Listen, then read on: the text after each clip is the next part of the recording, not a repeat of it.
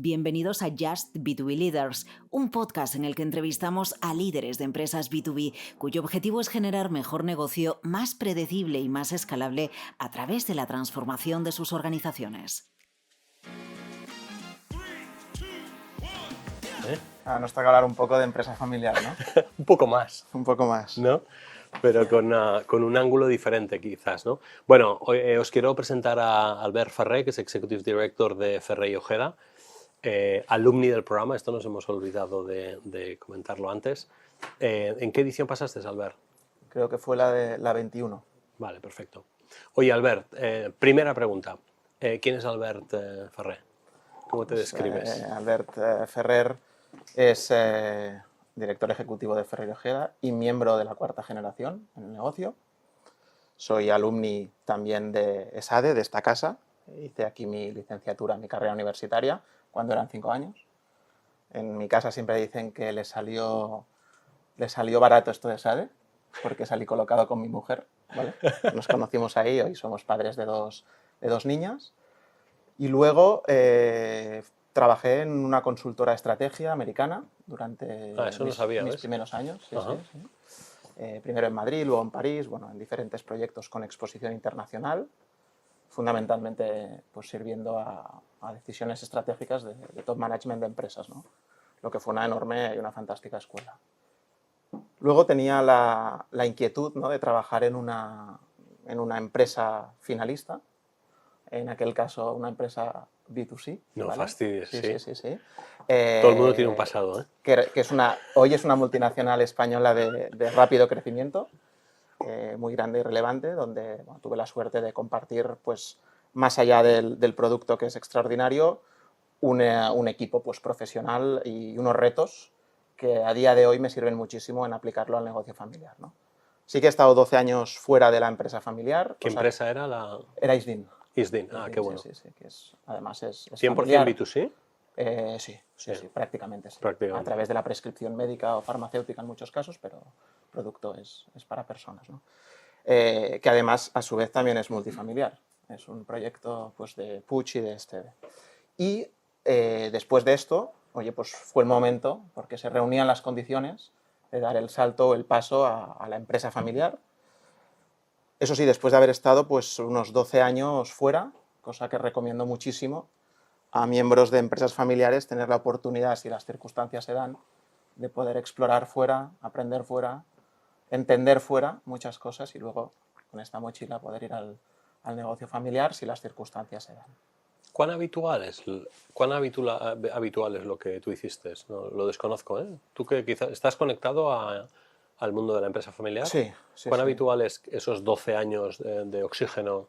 Yo diría que 12 años quizás es extraordinario, ¿vale? También se tienen que dar las circunstancias en ambos, para la persona, pero sobre todo para la empresa. Probablemente en generaciones anteriores era mucho menos habitual, ¿de acuerdo? Se daba como por hecho, ¿no? Pues formarte pues, en una ingeniería o en una carrera empresariales y dar continuidad directamente saliendo de los estudios, o a veces incluso, pues muchos casos sin estudios, ¿no? Por la propia práctica del trabajo y de la inercia, incorporarte. Ahora yo creo que se empieza a dar más, pero todavía continúa siendo no lo habitual. Muy bien. Oye, ¿cómo nos conocimos? Porque participaste en el programa, pero no recuerdo si nos habíamos conocido antes. Nos conocimos en la pandemia. Nos conocimos en pandemia. Era un momento, todos recordaréis, que teníamos muchísima información, que nos llegaban pues, propuestas de seminarios, de webinars, de cursos, papers, ¿no? Podcasts, webcasts, por todos los lados, en aquel momento de manera exagerada. Y yo vi uno en el que buceé un poco, que era precisamente pues, la propuesta B2B Management de Óscar. Sería en una conferencia en la fue asociación. Una conferencia en la asociación. De empresa familiar, ¿no? Luego, en un panel en el que me invitaste para compartir junto con otras empresas, otros directivos, inquietudes en el mundo de los servicios profesionales. Y ahí es donde oye, nos empezamos a conocer y vamos, vi que la propuesta era como anillo al dedo. A la situación. A la situación y a una empresa de servicios profesionales como la nuestra. Y sobre todo también al momento, ¿no? de cambio, transformación y relevo generacional y cultural en la empresa. ¿Quién es Ferrer y Ojeda? Danos 4... Pues mira, Ferrer y Ojeda es una empresa que ayuda a sus clientes en todo lo relacionado con sus seguros, ¿de acuerdo? Somos una correduría de seguros de cuarta y quinta generación en la actualidad, desde hace más de 124 años. Actualmente somos más o menos probablemente el primer grupo en correduría de seguros y soluciones de riesgos para empresas de propiedad 100% privada y familiar, en nuestro caso multifamiliar, en el mercado español. Y fundamentalmente estamos atendiendo en un 75% empresas, que son nuestros clientes en todo su aspecto asegurador y durante todo su ciclo de vida y necesidades en seguros. Y luego también tenemos, más allá de clientes institucionales, que también son eminentemente B2B, tenemos una parte de clientes particulares o privados, que si bien es verdad que el seguro que tienen pues son seguros pues de B2C, ¿no? El seguro del hogar, o el seguro del coche, o el seguro de salud, la relación es B2B. Claro. Porque al final muchos están relacionados con la empresa y a los otros muchos realmente les tratamos como si el centro de decisión pues fuera igualmente de un programa pues, empresarial, ¿no? Perfecto. ¿Cuánta gente sois? ¿Qué cantidad de lío tienes? Hoy somos 210 al lío. Somos 210 personas. ¿Cuántas almas, no? 200 y pico. Perfecto. Oye, si hablamos del tema que nos ocupa, ¿no? Transformación, pasar de A a B, ¿no? Yo en el tema transformación siempre hablo de dos cosas, ¿no? Organización y comportamiento, ¿no? Organización es muy técnico, comportamiento es muy blando, ¿no? ¿Cuáles son ahí los retos, pocos retos y oportunidades, ¿no? ¿Cuáles son los retos un poco a los que, después de haber profundizado en nuestro discurso, en mi discurso, sobre cómo organizarse, cómo comportarse, en el caso específico de una empresa familiar, ¿cuáles son primero los retos, ¿no? ¿Con qué retos te has encontrado que al que nos escucha le pudiese inspirar y reconocerse quizás y anticipar esos retos, y luego las oportunidades, ¿no? Que dices, bueno, si soluciono esto, pregunta larga, respuesta larga. Retos, en una empresa familiar hay un reto en el que pues, cualquier empresa familiar, en un momento u otro, que tenga vocación de hacer un proyecto de continuidad, va a hacer frente, y este reto es el relevo generacional, ¿no? O la sucesión. Sí que es verdad que a mí no me gusta hablar de relevo o de sucesión generacional, sino de transición, porque es un concepto mucho más amplio, que no implica la sustitución de una generación por otra o de unas personas por otras, aunque en muchos casos conlleve esto, sino que implica una transformación, ¿no? Una transición mucho más profunda en muchas más áreas y al final, ¿no? en maneras de hacer y en comportamientos en el mercado, ¿no? El gran reto aquí está en ser capaz, y no es sencillo, de continuar balanceando y desarrollando o preservando este legado, que probablemente se ha creado en nuestro caso, por ejemplo, durante más de 124 años, con la necesidad, porque está ahí, y el reto de asumir, oye, pues, nuevas maneras ciertos cambios. Cambios organizacionales, cambios en procesos de negocio, cambios también en personas, lógicamente, y cambios en maneras de acompañar y aproximarnos al cliente, ¿no? Este es un primer reto y es una buena situación para plantearse pues, transformaciones de este tipo. Luego, si quieres, ahondamos más en profundidad. Otro reto es el crecimiento, ¿vale? Acompasar todo esto en un momento de crecimiento, claro, de una empresa pues, que hemos venido creciendo recientemente y con un plan de crecimiento también a futuro. Y esto implica muchas veces que este crecimiento hay que acompasarlo y hay que hacerlo no solamente por sí solo, sino que hay que crecer de manera rentable y de manera sostenible. En el caso de una empresa familiar, si cabe, aún más, porque es sostenible para ser perdurables generación tras generación, si la vocación de continuidad está ahí, ¿no? Ahí necesitas acompañamiento en muchos tipos. Necesitas acompañamiento desde arriba de todo. Yo te diría que acompañamiento a nivel de... más allá del CEO, yo creo a nivel del Consejo de Administración y del governance corporativo de la empresa. No vale el hacer las cosas así porque siempre se han hecho así. O porque yo lo valgo. O porque yo lo valgo. En este caso, yo creo que hay que ser, primero de todo, muy, muy humilde con nosotros mismos, en la propia empresa, cuestionarnos permanentemente, y este es un reto que se supera con bastante, primero de todo, humildad y segundo, con generosidad, ¿no? Pero a nivel de consejo. Luego sí que baja a nivel de dirección, evidentemente, ser capaz de entender que hay cosas probablemente que hay que cambiar, hay que evolucionar de manera natural. Muchas veces no me gusta la palabra profesionalización porque antes también éramos 100% profesionales, ¿vale? Sí, eso está bien. Pero sí que es verdad que quizás, oye, incluir pues, prácticas de management o de gestión a medida que vas creciendo para acompasar este crecimiento, no únicamente con el cliente, sino también a nivel organizativo. Y a nivel de reto, ¿consideras que es más un reto para la gente que hace cosas?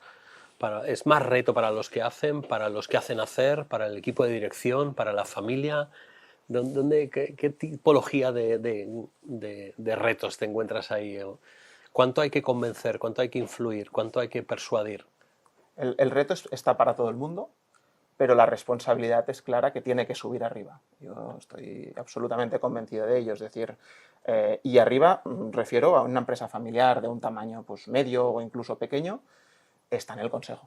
Es decir, en el consejo de administración y luego en la figura del CEO, del consejero delegado o del director general, ¿no? Sin duda alguna.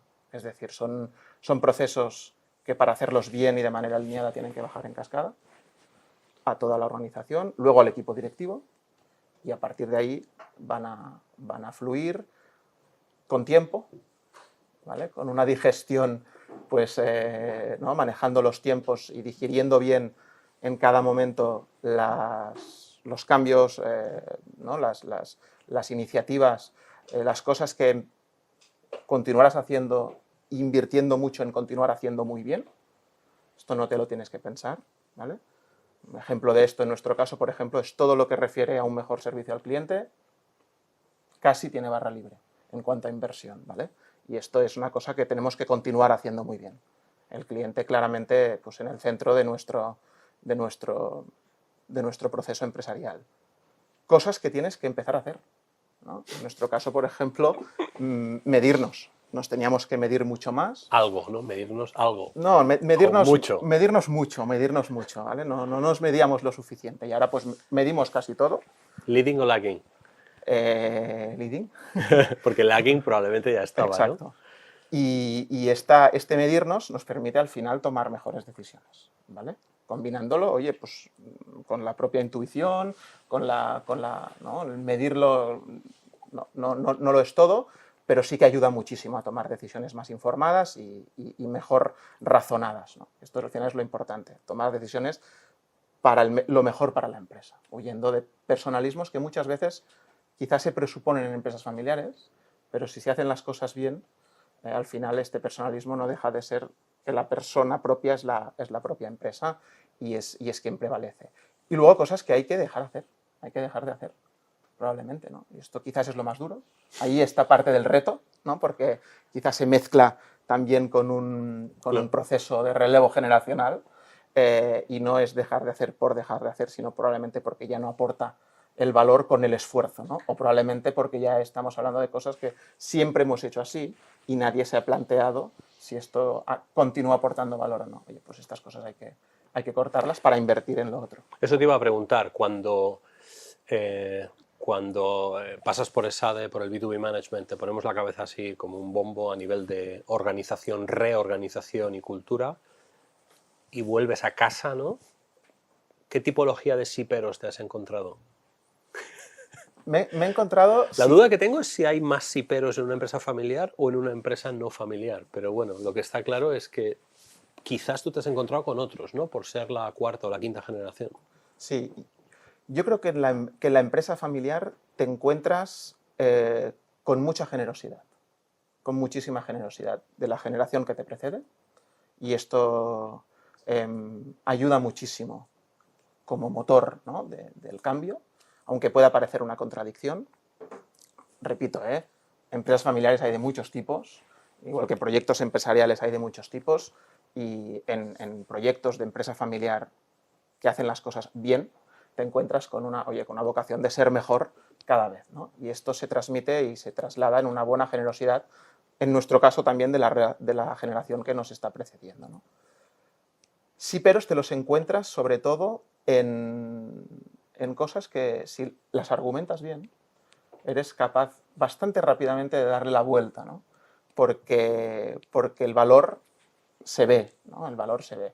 Otra cosa es que tienes que tener la paciencia para dar el tiempo, y muchas veces el mercado no la tiene o nosotros mismos no la controlamos, pero tienes que tener la paciencia para saber que... Tienes que tener la valentía por una parte de impulsar los cambios y la paciencia por la otra de dejar que estos cambios y el valor de ellos mismos se vea directamente, ¿no? ¿Y los sí peros son diferentes en función del nivel de la organización?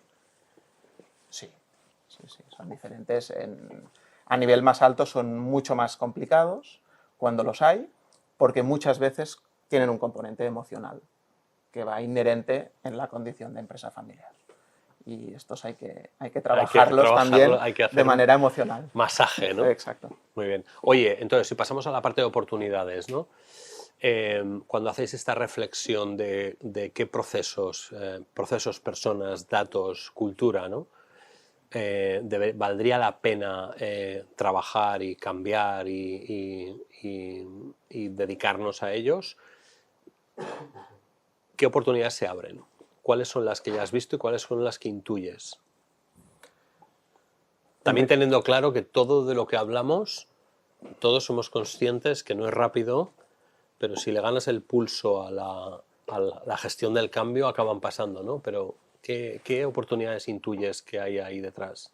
Mira, una primera oportunidad, y en nuestro caso te voy a poner un ejemplo, pero ha sucedido en muchísimas empresas familiares con las que hemos tenido oportunidad de compartir y debatir las mismas inquietudes y oportunidades, es, por ejemplo, la creación, ¿no?, de empresas profesionales independientemente de su propiedad.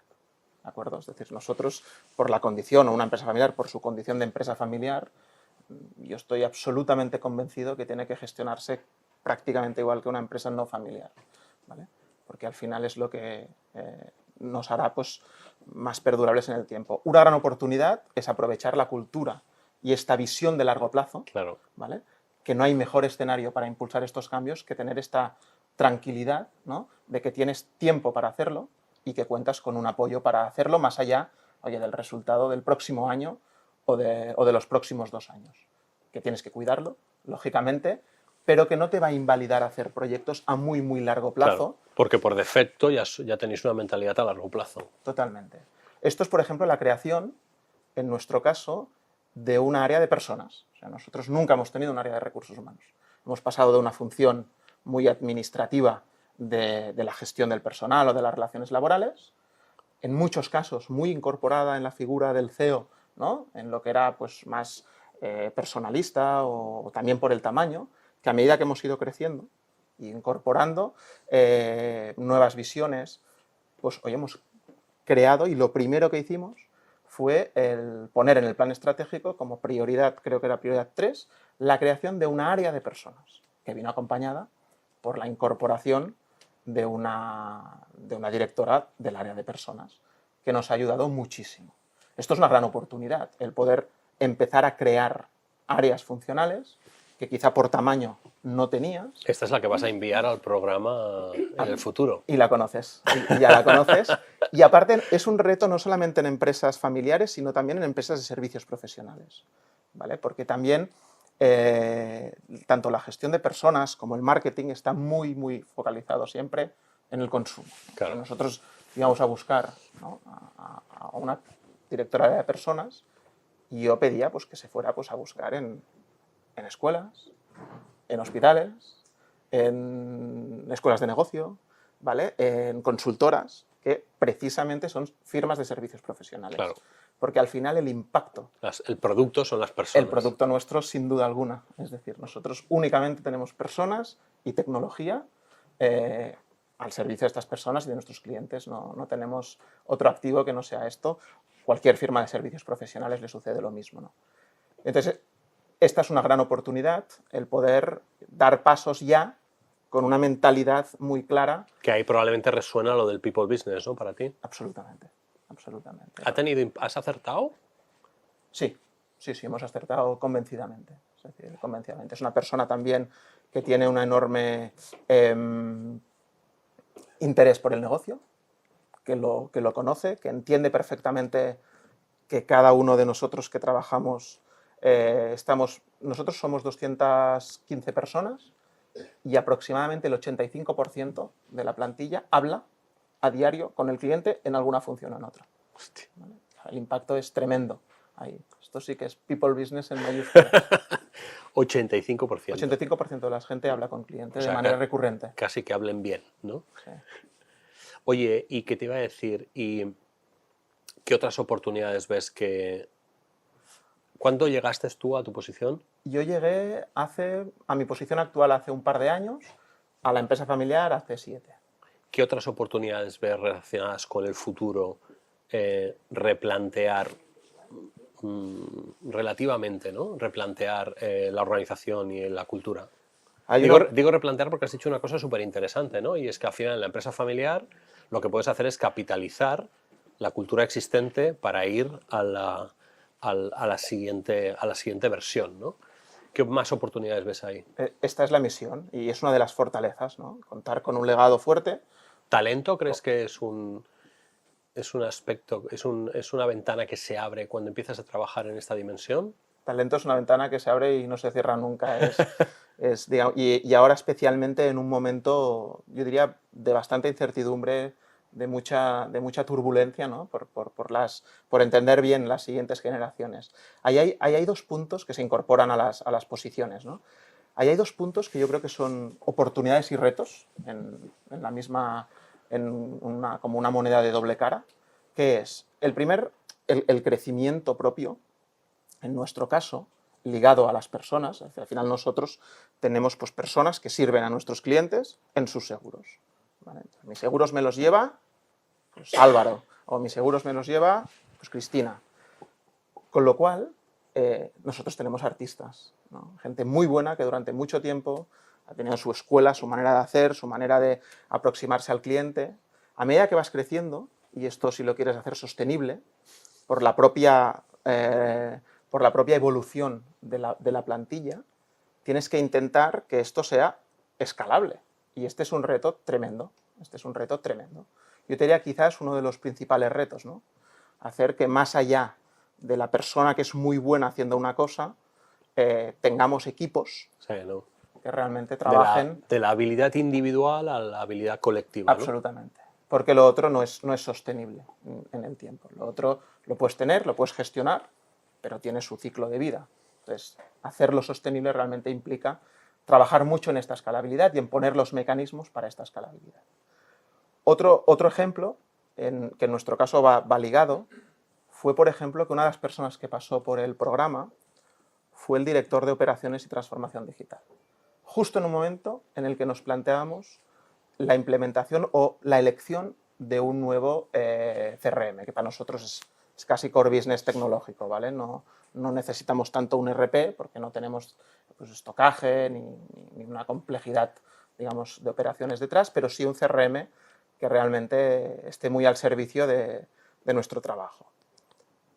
Y vamos, yo diría que codiseñamos, coelegimos y codesarrollamos el CRM en paralelo a todo, en este caso, el curso de B2B Management con vosotros y a la propia evolución de la compañía en estos cambios que estábamos haciendo.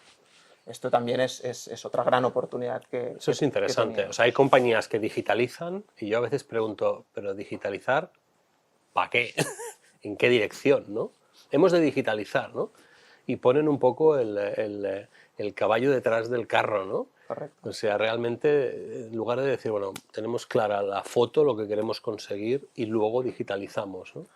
Esta visión de muy largo plazo de la empresa familiar te ayuda a poner los caballos delante del carro casi siempre, ¿no? Y en todo lo que tiene impacto en negocio, aparte de manera muy convencida. Oye, respecto a la transformación de una empresa familiar con cuarta, quinta generación, si hay alguien escuchándonos de empresa familiar, que sea con tu perfil, un consejo que le darías para avanzar correctamente en el proceso. Bueno, probablemente que pase por el programa, esto sin duda, pero también le daría el consejo que realmente se plantee las cosas de con una visión muy holística, ¿vale? Es decir, esto no se trata de un tema en un área muy concreta, que es el desarrollo de negocio, las ventas. Esto tiene que plantearse a nivel, por ejemplo, decíamos, ¿no?, de dirección de personas, pero también a nivel de consejo en una empresa familiar, y es muy importante el papel del consejo en una empresa familiar, porque de ahí caen todavía muchas decisiones, también en función del tamaño. Muchas veces son roles que están todavía entremezclados y no del todo separados en función del tamaño. Es decir, muchos consejeros que a la vez pues, tienen un rol ejecutivo en función del tamaño. Otro consejo que le diría es la convicción. Yo creo que todo esto nace de una convicción que muchas veces tienes que gestionar más allá de los sí pero más allá también del propio negocio o la propia inercia del negocio. Claro. Y ser fiel a esta convicción y ser fiel y persistir en la idea. Algunas cosas saldrán, otras cosas costarán más, pero ahí te tienes que apoyar en la visión a largo plazo. Entonces, este es quizás uno de los consejos que diría, ¿no? Estar muy convencidos de que lo estás haciendo no por el tamaño, no porque toca el momento no porque otros los hagan, sino porque tú estás como empresa y como proyecto plenamente convencido de ello. Y esto es independientemente del tamaño, independientemente del sector, independientemente de la propiedad, sea familiar, no familiar, lo que sea. Eso es cierto. Yo, si miro con perspectiva los 550 que han pasado por el programa, tú te das cuenta que los problemas son los mismos. Lo que pasa es que la complejidad de solucionarlos varía. Para una compañía de 1.000 millones de facturación, solucionar ciertas cosas es un lío de la leche. Para una startup es mañana. Mañana lo tengo en cuenta en mis procesos de selección. En cambio, para una compañía que ya tiene 250 personas y adquiere 25 al año, montar el onboarding tiene su punto, ¿no? Entonces, es curioso que la problemática a la cual nos enfrentamos, los B2B, es cross-industry y no depende del tamaño. La solución, sí. La solución, sí. La solución realmente y sí. La implantación todavía más. Sí, pero me ha gustado mucho lo que has dicho de la convicción, ¿no? Porque al final realmente tiene que venir de arriba y hay que empezar con el porqué. Tú no estás convencido si no tienes claro el porqué. Ahí ayuda muchísimo el propósito. Es decir, nosotros tenemos un propósito bastante simple, pero bien definido, ¿vale? Que es ser referentes en seguros. Entonces, este ser referente tiene una doble visión, ¿no? La primera es una visión externa, es decir, pretendemos ser referentes para nuestros clientes, que cuando piensen en seguros, ¿vale? Seguro es algo complejo, ¿vale? Tiene cierta complejidad, con lo cual necesitas, y aparte es un sector, una industria de información asimétrica. Las compañías aseguradoras tienen mucha información y el cliente normalmente tiene poca y tiene la suya. Entonces necesitas la figura en este caso, de un médico, ¿no? Que te traduzca un poco y te ayude y te acompañe durante el proceso de seguros. Entonces, nuestro propósito de ser referente en seguros, que se declina hacia afuera, pues en hacer las cosas bien, en estar mucho más allá de cualquier transacción, de cualquier operación, de cualquier póliza de seguros. Esto es una cosa que tenemos muy, muy clara y la tenemos desde el propósito. Es decir, nosotros tenemos clientes que así los tratamos y así los hemos puesto en el CRM, ¿vale? Son prospects, pero los tratamos como clientes, porque son clientes que no saben que son clientes, pero son clientes nuestros, ¿vale? Aunque no nos dejen ni un euro, y les trataremos igual que si pero lo lo fueran, serán, ¿no? lo Pero lo serán. Y luego, esto te obliga internamente. Es decir, cuando decimos que tenemos que ser referentes, que tiene si quieres, una visión pues, cuantitativa, es decir, oye, para esto tenemos que crecer, tenemos que hacer buen negocio, tenemos que ser rentables, tenemos que ser muy competitivos en el mercado, en un mercado muy competitivo, pero a la vez esto tiene que venir siempre, y por este orden, por una visión cualitativa. Es decir, seremos referentes si hacemos las cosas bien. Y hacer las cosas bien muchas veces empieza dentro, ¿no? Hacia adentro. Es un ejemplo de ello, pero tenemos un premio que es el premio Ser Referente y lo damos internamente a aquella persona que ha hecho cosas como referente dentro de la compañía, ¿no? Entonces, tener un propósito claro, bien definido, ayuda muchísimo, ¿no? A esta convicción. es cuando la cultura facilita mucho la estrategia de la compañía. ¿Y ese largo plazo os lo valoran los clientes? ¿Detectas? Estoy seguro que sí, ¿no? O sea, seguro que los clientes lo intuyen y lo valoran, ¿no? Lo valoran mucho los clientes y lo valoramos más nosotros, porque al final en un negocio casi de renovación, digamos, anual, a pesar de que cada vez cuesta más, sí que tenemos un nivel nosotros, por ejemplo, de fidelidad o de recurrencia del 96%. Y esto significa, primero, que los clientes lo valoran, y segundo, que nosotros, el valor que tenemos en el negocio no está en cualquier transacción, sino en la relación a muy largo plazo con un cliente. Nosotros tenemos clientes desde hace 30 años y el ciclo medio de un cliente, probablemente en muchas empresas de servicios profesionales, está en torno a los 10, 12 años. Perfecto. Bueno, he aprendido muchas cosas, ¿eh? Lo primero es que en una empresa familiar no hay que profesionalizarla porque ya sois profesionales, ¿no? Que esto me ha parecido un término muy, muy, muy lógico y muy interesante, sino que te gusta el término de la transición. Luego has hablado de generosidad, ¿vale? Que es una generosidad lógica, ¿no? Porque evidentemente que al final, cuando ves que la siguiente generación, ¿no?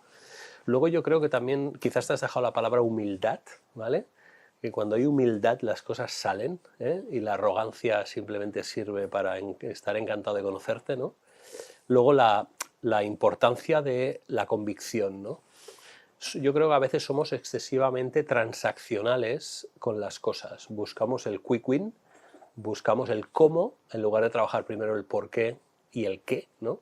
Que es parte de lo que trabajamos en el programa, ¿no? Por eso sirve como catalizador, porque al final cuando le preguntas a la gente que pasa por el programa, bueno, ¿y tú qué valoras? Pues el por qué y el qué cambiar. El cómo ya me lo cocinaré, pero el por qué y el qué cambiar, ¿no? Que eso también te ayuda, lo que decías, ¿no? A tener argumentos para gestionar los síperos, que estoy seguro que son de lo más variopintos. Albert, muchísimas gracias, ¿eh? Gracias a ti, Óscar.